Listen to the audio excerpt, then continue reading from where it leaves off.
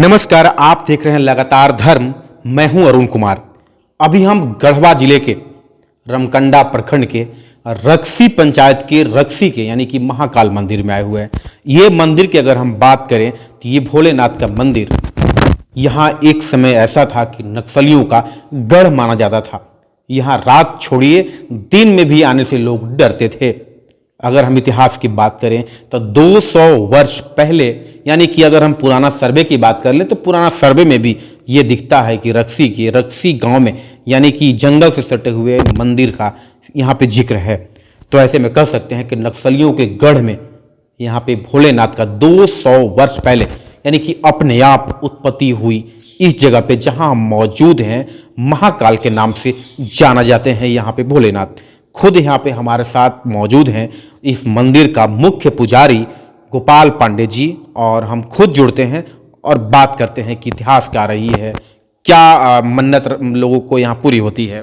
बहुत बहुत स्वागत है बाबा, क्या कहेंगे आप? हाँ, ये हमारा नाम गोपाल पांडे है।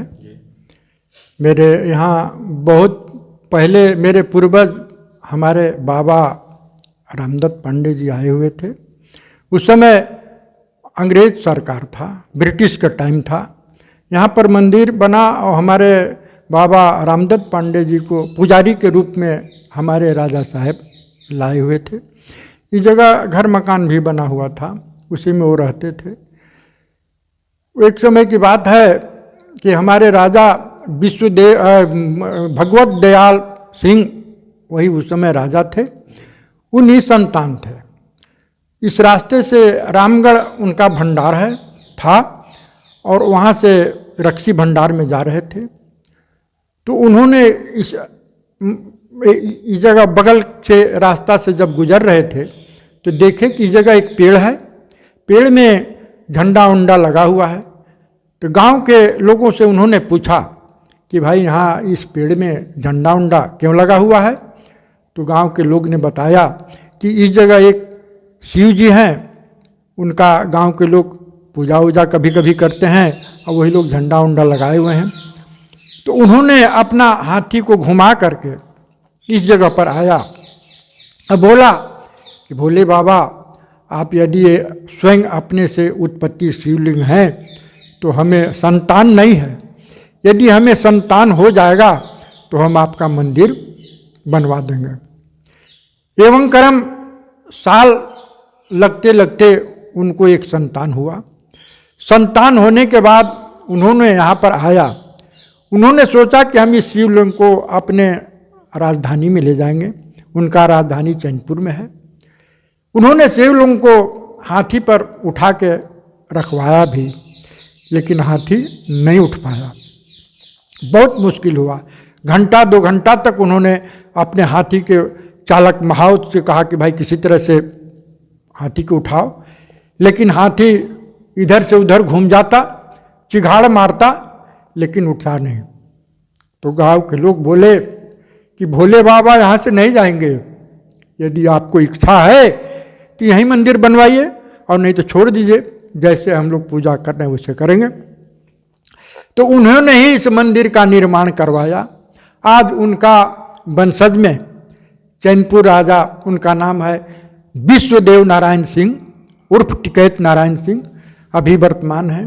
उनके पिताजी का नाम ब्रजदेव नारायण सिंह था और आगे बहुत उनका पूर्वज थे। ये मंदिर में जो जिस भाव से अपना श्रद्धा भाव से मन्नत करता है उसका मन्नत पूरा भी होता है।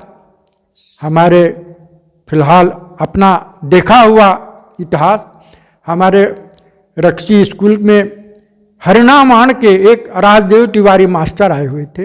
वो भी निसंतान थे। वो उन्होंने भी मंदिर में पूजा किया तो उनको भी एक संतान हुआ।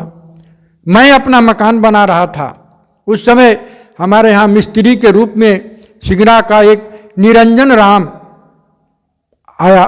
मंदिर हमारा मकान बना रहा था। तो एक दिन की बात है, कुछ से मैंने पूछा कि भाई तुम्हें कै बाल बच्चे हैं? तो उन्होंने कहा कि बाबा केवल 4 लड़की हमारी हैं। हमने कहा कि आप जाओ मंदिर में अपना माथा भोले बाबा के सामने टेक दो और अपना एक वंश मांगो। तो वो बोला कि बाबा हमारे पास तो कुछ नहीं है, हम कैसे पूजा करेंगे। हमने कहा कि वहाँ पर नदी है, नदी में जाके स्नान करो, हमारे पास से बाल्टी लोटा धूप अगरबत्ती पूजा का सामान ले लो। वो भी आया, पूजा किया, उसका भी एक लड़का जन्म हुआ। इसी तरह से बहुत दूर दूर से आदमी यहाँ अपने मन्नत के लिए आते हैं। जो अपना श्रद्धा भाव शक्ति से जो मन्नत करता है उस सारी लोगों का मन्नत पूर्ण होता है। हमारे यहाँ माघ महीना में 13 से लेकर बसंत पंचमी तक 8 दिन का मेला लगता है। बहुत दूर दूर से आदमी मन्नत के लिए आते हैं, बीच बीच में भी आया करते हैं, इसमें कोई संदेह नहीं है। ये मंदिर पुराना सर्वे जो 1914-15 में फाइनल हुआ था उससे भी पहले का मंदिर है, क्योंकि नक्शा में उसका जिक्र है। हमारे बाबा, हमारे दादा रामदत्त पांडे गुजरने के बाद मेरे पिताजी स्वर्गीय सूर्यदेव पांडे वही पुजारी रहे। उनके गुजरने के बाद अभी मैं पुजारी के रूप में हूँ। अब आगे भोले बाबा का कृपा। एक सवाल हम आपसे जानना चाहेंगे कि अगर पुरानी इतिहास रही है और 200 वर्ष पुराना मंदिर रहा है, अगर हम पहले की इस जगह के इलाके के क्षेत्र की बात कर लें तो ये क्षेत्र का माहौल क्या था? अगर हम बात करें, पहले नक्सलियों का गढ़ माना जाता था। उस समय जिस समय मंदिर था उस समय नक्सल प्रभावित नहीं था। उस समय ब्रिटिश गवर्नमेंट का राज था और राजतंत्र था, हर जगह राजतंत्र ही चलता था। जैसे हमारे अभी रंका अनुमंडल है, वहाँ पर गिरवर प्रसाद हमारे राजा थे। तो ऐसे में आप साफ तौर पे इतिहास सुन रहे थे कि 200 वर्ष पूर्व उस वक्त की अगर हम बात कर लें तो उस वक्त यहाँ पे गढ़वा, पलामू, लातेहार यानी कि तीनों को मिलाकर मात्र एक पलामू जिला ही हुआ करता था। उस समय से इतिहास अब तक यहाँ पे कायम है। और अगर हम बात करें मंदिर की फिर से तो 200 वर्ष पुराना ये महाकाल के नाम से मंदिर गढ़वा जिले के रमकंडा प्रखंड में यानी कि रक्सी पंचायत के रक्सी गांव में मौजूद हैं। यहाँ पे देख सकते हैं कि हमारे पीछे देख रहे होंगे आप वो शिवलिंग जो कि अपने आप उत्पत्ति हुई है, साफ तौर पे देख सकते हैं। अगर हम बात करें तो 13 में यानी कि शिवरात्रि में यहाँ पे खूब भीड़ उमड़ती है। इसी के साथ देखते रहिए आप। हाँ, इसी के तो आपका फागुन वाला हो गया। शिवरात्रि के नाम पर फागुन शिवरात्रि ही जाना जाता है, क्योंकि वही महाशिवरात्रि बोला जाता है। लेकिन यहाँ पर इस रक्सी के मंदिर में माघ शिवरात्रि को और बसंत पंचमी तक मेला लगता है। महाशिवरात्रि का जो आपने नाम लिया तो महाशिवरात्रि फागुन महीना में जो 13 में आता है उसी का नाम महाशिवरात्रि है। हाँ, लेकिन हमारे यहाँ माघ महीना में माघ शिवरात्रि को इस मंदिर के पास मेला लगता है और उसी समय यहाँ पर भीड़ होता है। चलिए, बहुत बहुत धन्यवाद।